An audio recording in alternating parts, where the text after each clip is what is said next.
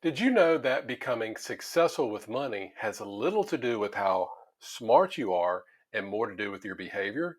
So I guess it doesn't matter that I have a dental degree, and according to the book, The Psychology of Money, I can become rich just by behaving in a sound way.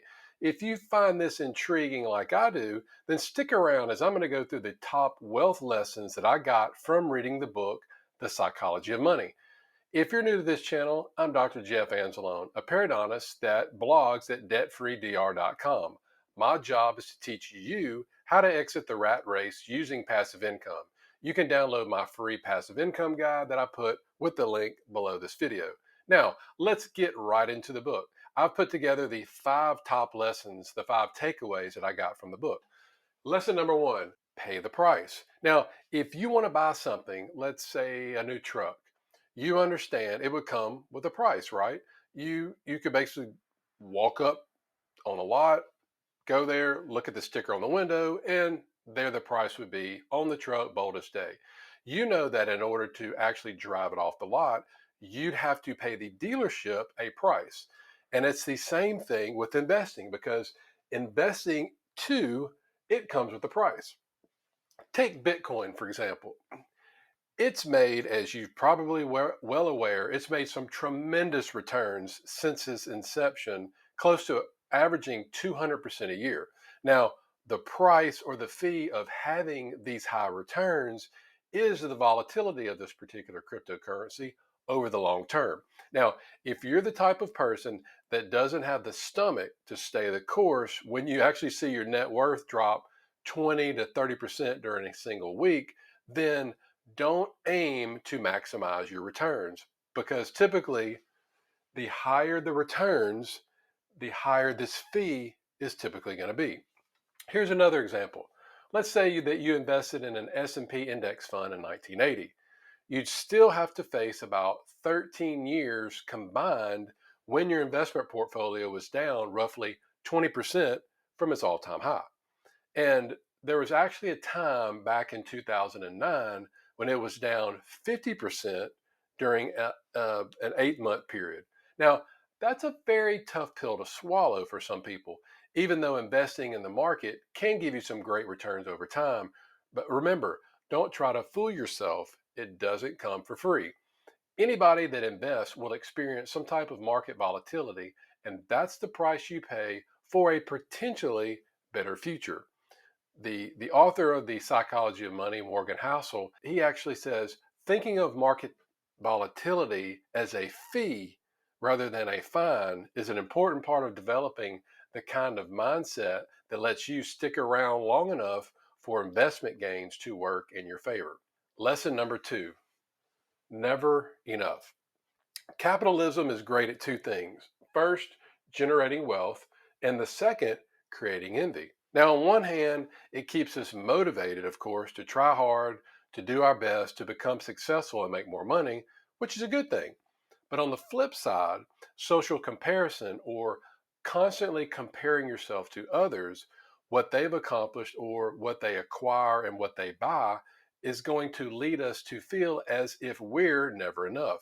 So, for instance, let's say that Daniel is a doctor and Dr. Daniel is making over $500,000 a year. And congratulations, that would put him in the top 1% of income earners in the US. This means that he would be considered rich and, of course, could live in a nice home. He could drive a nice car. Now, let's assume that Dr. Daniel and his wife, Emily, they buy a vacation home and it's in a place like the Hamptons. And their new neighbor, Sergio, he's actually the CEO of a large tech company. His salary is actually 15 million bucks a year, which is actually going to put him in the top 1% of the 1% of the US. Now, while he's talking with them, Emily and Daniel learn that their neighbor Sergio was actually good friends with LeBron, who also has a house nearby both of them. And compared to LeBron's salary, Sergio's $15 million salary is basically peanuts because somebody like LeBron is in like the top 1% of the 1% of the 1%, but it doesn't stop there. Then you have people such as Elon Musk that currently has a net worth of over $300 billion. The point I'm trying to make with all of this is that there is always in life, there's always going to be a bigger fish out there. So the type of envy that's actually emerged from comparisons of this kind have actually caused people to do a lot of foolish things throughout history. Some people actually leverage themselves so much that causes them to lose it all, and then they unfortunately resort to losing their life. Some people have acted on insider information and have lost both their personal reputation and then later their freedom when they go to jail and go behind bars. Others have actually forsaken their families with all the time commitments, and then they end up filing for divorce, and their family falls apart. Now, because you're watching this type of video, there's a good chance that at some point in your life, you're going to reach a level of financial freedom. But at some point that you're going to need to accept that enough is enough. Which leads us to the third wealth lesson. Crazy is in the eye of the beholder. Now, whenever you see somebody posting something on Instagram about the $100,000 sports car or the $2 million home that they bought, of course, it's very easy of us to judge, right? Now, you may think, wait a minute, I know that dude, and you know what? He hardly ever works, and he's out buying a $100,000 Mercedes. What in the world? But the thing to remember is that we all come from different backgrounds. We all come from different life experiences, and we've all been raised in different generations. Now, all of these things add up to different values and perspectives.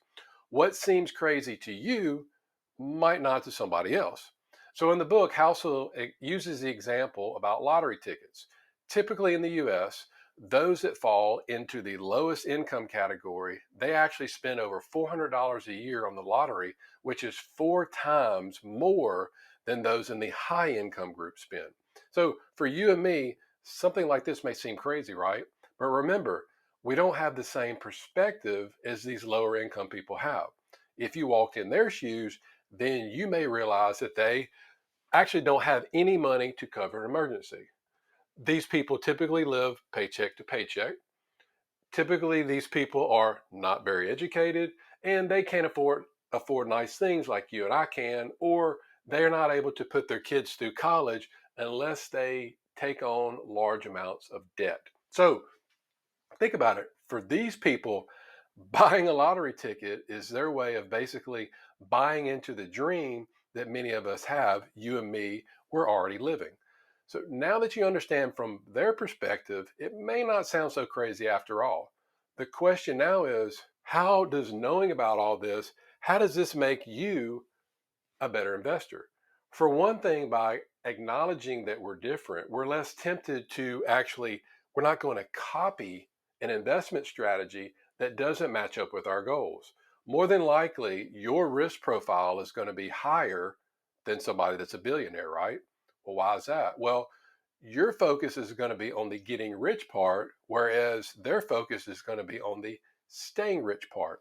Another way this helps to make you a better investor is that it actually helps you to say no a lot more easily to investments that are outside of your comfort zone. So do you remember last year that GameStop stock hype when there was an online group that they set out to get the stock price to go up and up. They got online, they blogged. Now it did, but when I was seeing all this happening, because I'm not really comfortable with investing in single stocks, because I knew, my perspective and I knew my goals and how I invest, it was a lot easier for me to say no than it would be for somebody else. All right, moving on to number 4, and I really love this one in the book. Wealth is what you do not see. Spending money to show people how much money you have is is really the fastest way to have less money. Again, spending money to show people how much money you have is a good way to have less money in the long run.